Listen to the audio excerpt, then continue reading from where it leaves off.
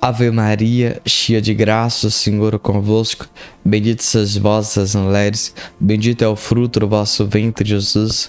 Santa Maria, Mãe de Deus, rogai por nós, pecadores, agora e na hora de nossa morte. Amém. São Padre Pio, intercedei por nós. Olá, caríssimo, paz e bem, Deus abençoe. Sou eu, missionário católico, deficiente visual, Enio Viana. Se você quiser ficar próximo, missionário, me siga pelo Instagram, @enioviano. Na descrição desse vídeo está nossas redes sociais, onde você pode interagir conosco.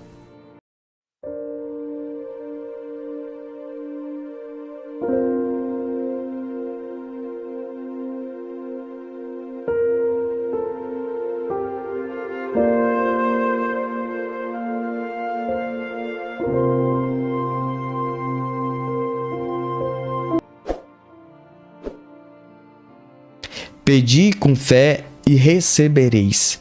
Caríssimo, a oração de fato é o oxigênio da nossa alma. A oração nos aproxima de Deus, como diz Padre Pio. Reze, reze e alcancei graças infinitas e abundantes. Padre Pio nos diz: o rosário é arma para esses tempos. Quem reza se salva, quem não reza se condena. Mas quando a gente vai falar da oração, nós precisamos de fato entender o que é a oração. Nós de fato precisamos rezar. Só que como nós falamos o que é a oração, ou como nós vivemos a oração, isso tem uma grande importância para a nossa vida. Querido, querida, preste atenção que eu vou trazer uma pregação aqui didática para que você possa entender. Tem pessoas que rezam, tem pessoas que é cheios de Deus, no sentido de orar. Tem pessoas que rezam diariamente, constantemente. Só que tem aquilo como um peso, como uma obrigação. E diz assim: eu vou rezar porque eu preciso, eu necessito, eu tenho que rezar. Meus irmãos, e aí que está a questão. Essa pessoa, ela reza um dia, 2 dias, 3 dias, uma semana, um mês. Daqui a pouco ela para, porque ela só está rezando por obrigação. E daqui a pouco ela percebe o peso, a carga que está sendo muito pesada. Ela não suporta, logo ela para.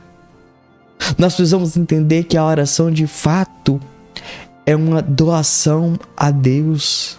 Nós precisamos entender que a oração nos aproxima de Deus. É o momento que nós nos relacionamos com Deus. Só que da forma que a gente diz, gera em nós esse peso. E nós, infelizmente, estamos transformando que a oração transforma isso em nossas vidas. Percebe-se o que está acontecendo conosco? Tem gente que vai na missa todos os domingos e depois para de ir. Por quê? Porque diz: eu vou na missa que eu tenho que é obrigado. Não. Você tem que ir para a missa com expectativa de experimentar o amar da sua alma e sair lá revigorado, e que você sair lá cheio do Espírito Santo de Deus. Você tem que ir com expectativa, não dizer que eu tenho que ir por obrigação para cumprir preceitos. É por isso que muitos de nós paramos de ir para a missa.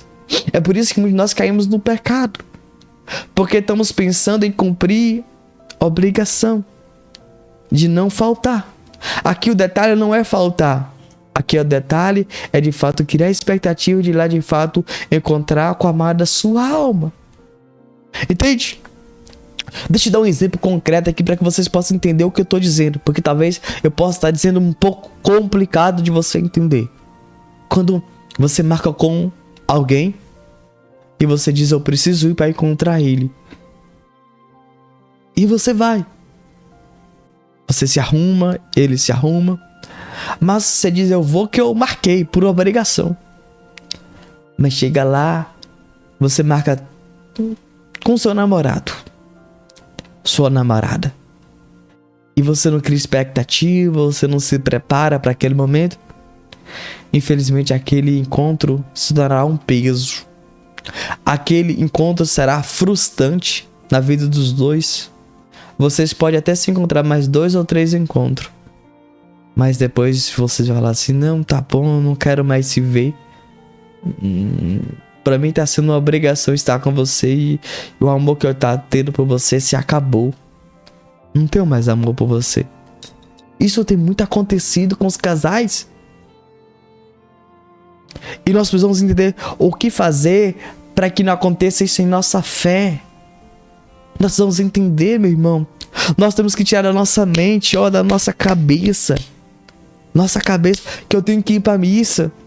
Não, você não precisa ir para missa. Você tem que encontrar com Deus. Wayne, então você está dizendo que nós não devemos mais ir para missa? Não, eu estou dizendo, querido, que você não deve ir para missa somente para cumprir preceito. Porque senão você não vai participar da missa, você só vai estar lá, você vai ser um esquenta-banco. Você tem que dizer, eu vou para missa para rezar, para encontrar o amado da minha alma e sair lá revigorado. Então senão você vai sair da missa frustrado. Você pode sair de lá pior do que você entrou. Porque você vai olhar, chegar lá e vai dizer, a missa demorou tanto isso. Você vai chegar lá e ficar olhando para fulano Beltrano é chato.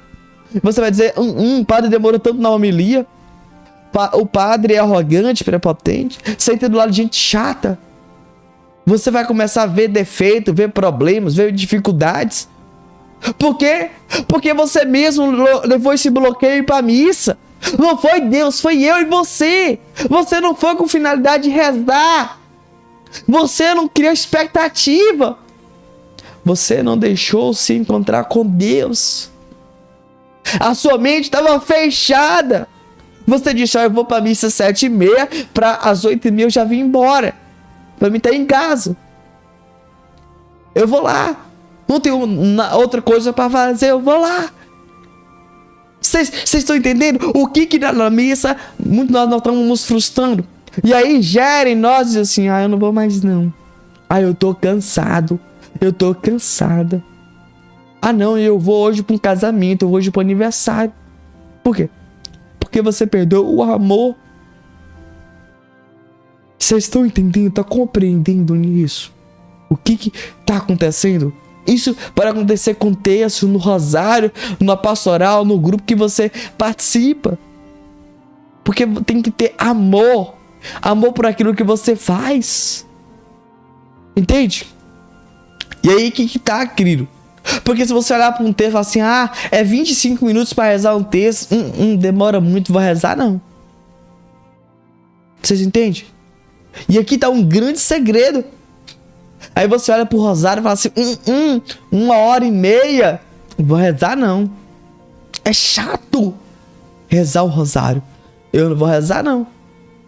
Aí você fala, vou à missa não. É 1h, a 1h30, 2 horas. Não vou não, ficar olhando pra cara daquele padre 2 horas. Misericórdia.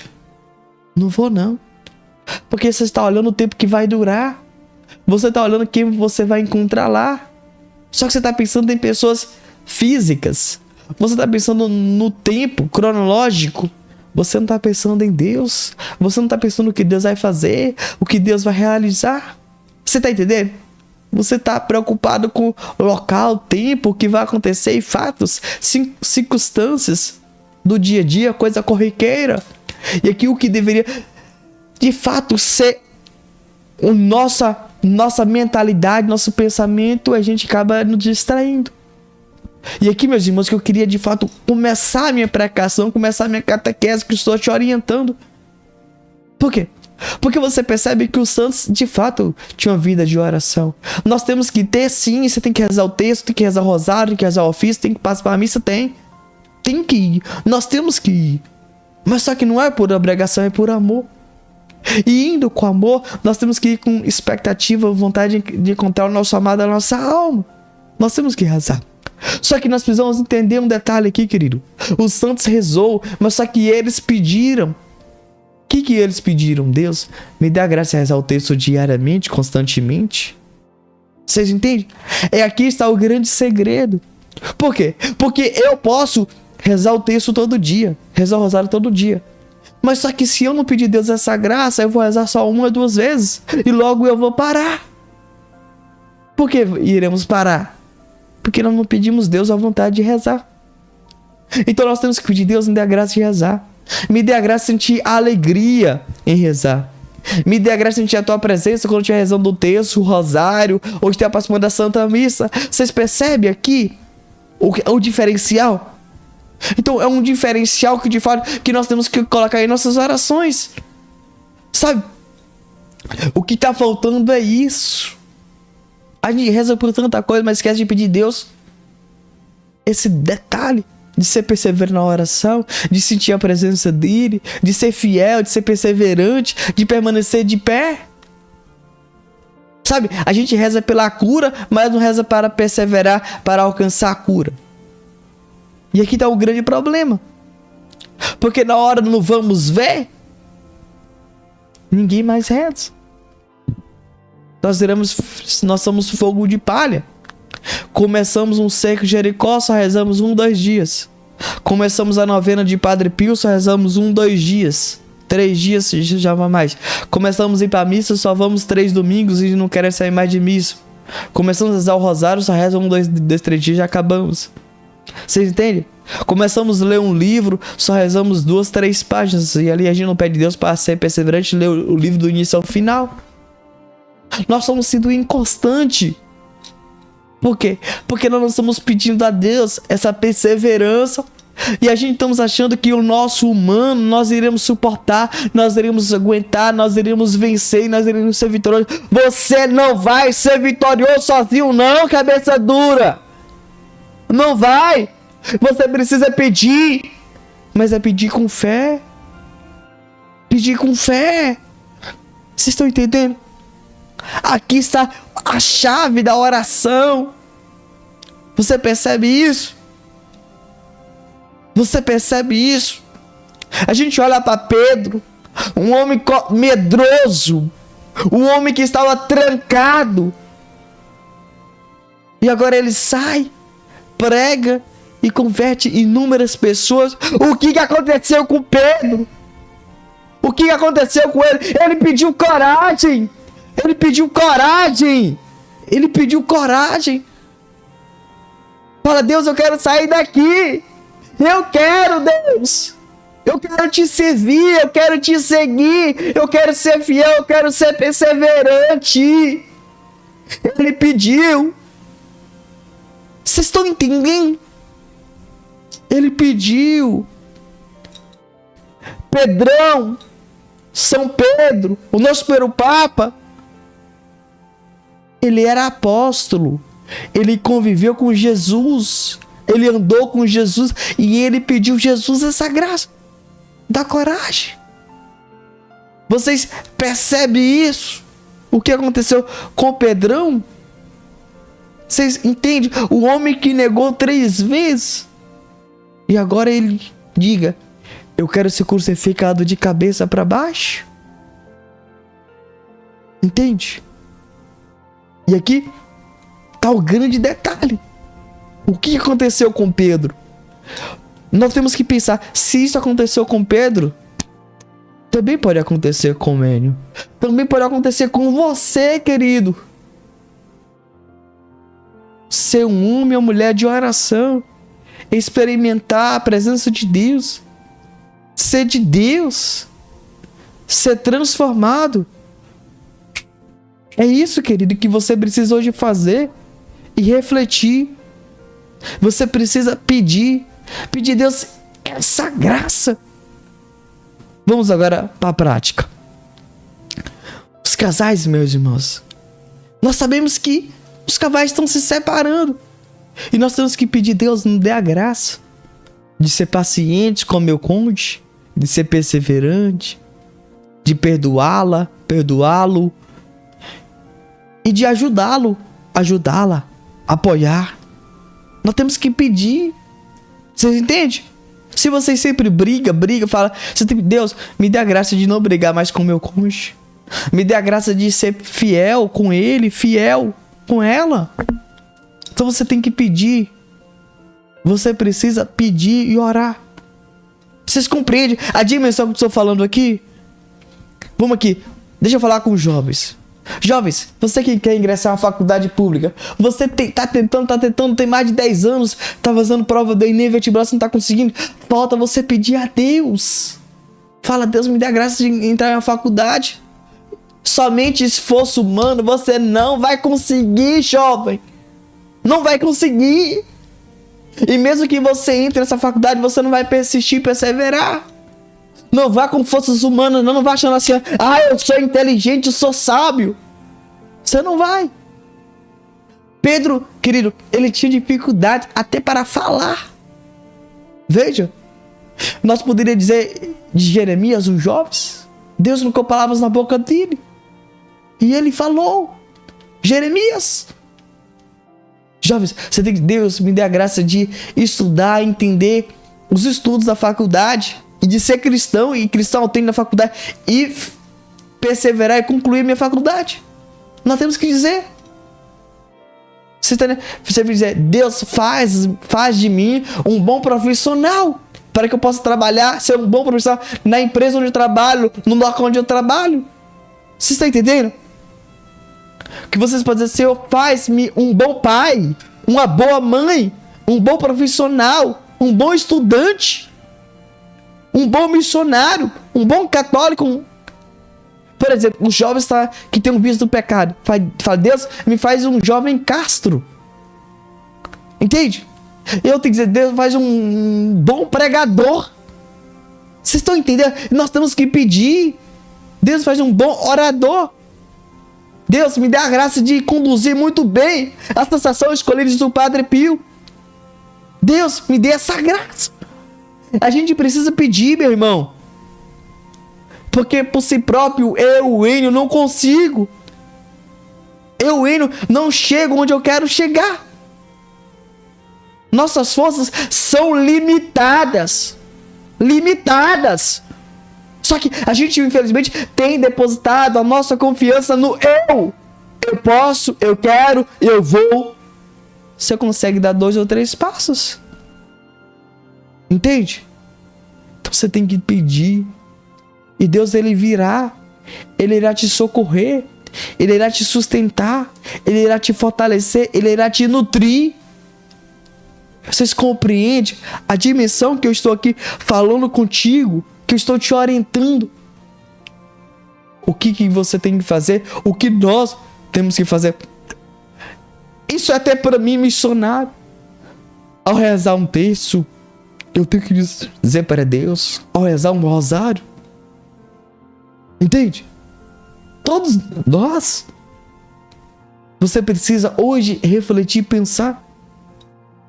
Talvez você se encontre angustiado e fale, Deus, me faz-me feliz.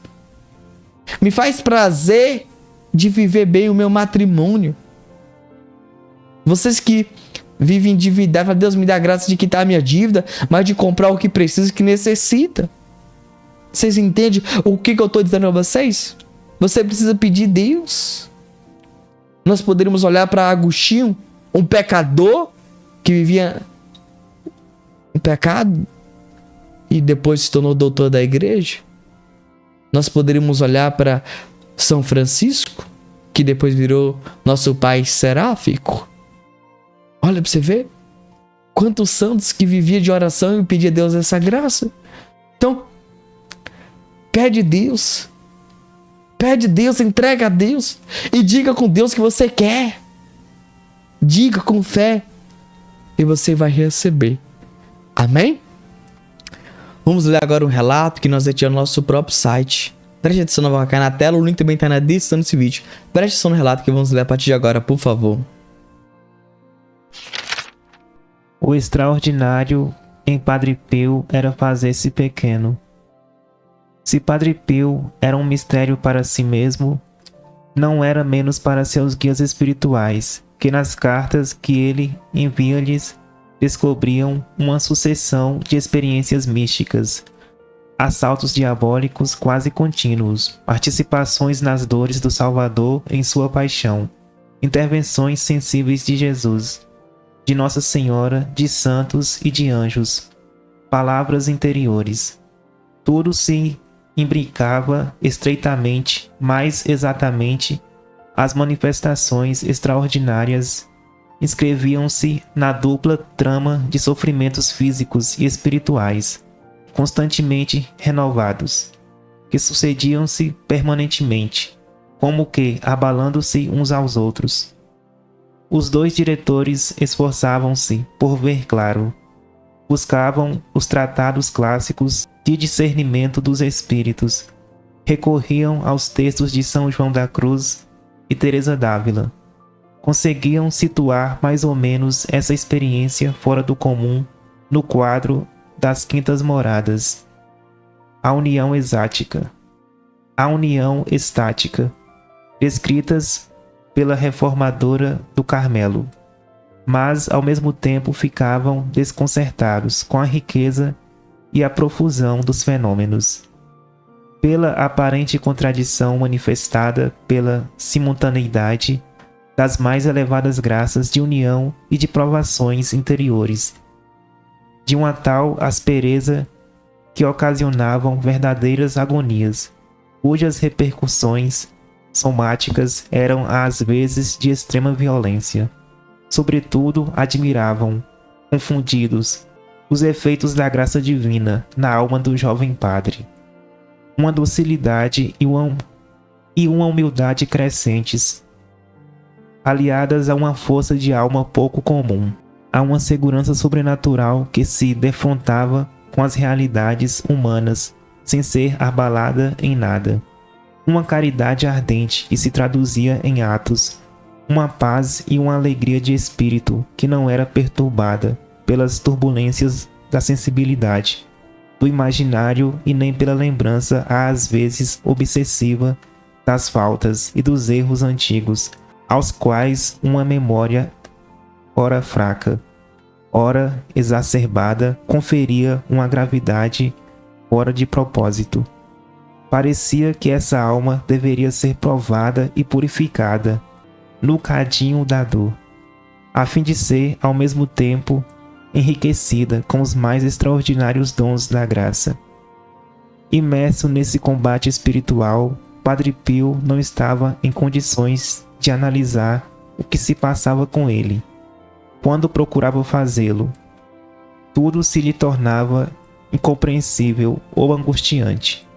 Vivia nesse momento a noite de Getsemane, entrecortada às vezes pelas fulgurações do Tabor, recusando-se a apegar-se a estas últimas.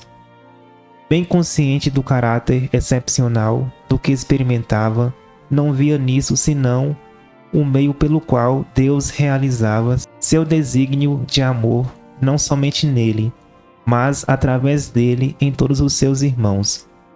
Santifica-te e santifica. Desapegado das formas extraordinárias de que se revestiam as operações divinas, só aspirava ao despojamento do amor substancial dos autênticos buscadores de Deus. Saiba, Padre, não atribuo nenhuma importância a esse estado extraordinário que é o meu. Também não cesso de pedir a Jesus que me conduza pela via comum às outras almas, não sabendo se a vida, por que me conduz a divina misericórdia, convém à minha alma, ainda habituada a alimentos muito materiais. Ele sabia dever unicamente a Deus os favores de que era inundado, perante os quais não via em si mesmo senão pecado e ingratidão. Livro das Sanções do Santo Ofício ao Esplendor da Verdade, Joaquim Beauflet, página 191.